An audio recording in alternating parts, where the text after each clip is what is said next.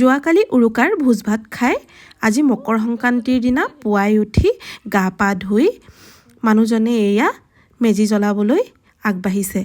তাৰ আগমুহূৰ্তত এটি তামোল পাণ অৰিহণা দি সেৱা জনাই লৈছে।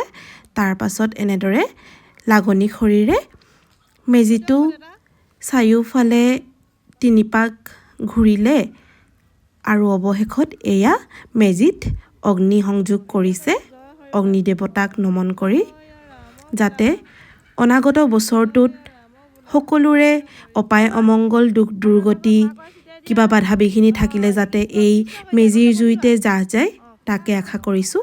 আমাৰ কণমানিহঁতেও এয়া মেজিত আইতাকৰ লগত মাহ কৰাই ছটিয়াই সেৱা কৰিছে আৰু ময়ো অৱশেষত মাহ কৰাই ছটিয়াই মেজিৰ ওচৰত অগ্নি দেৱতাৰ ওচৰত এয়া সেৱাই এভাগ জনালোঁ সকলোৰে শুভ মংগলৰ হকে।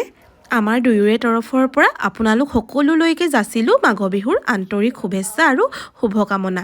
ধন্যবাদ।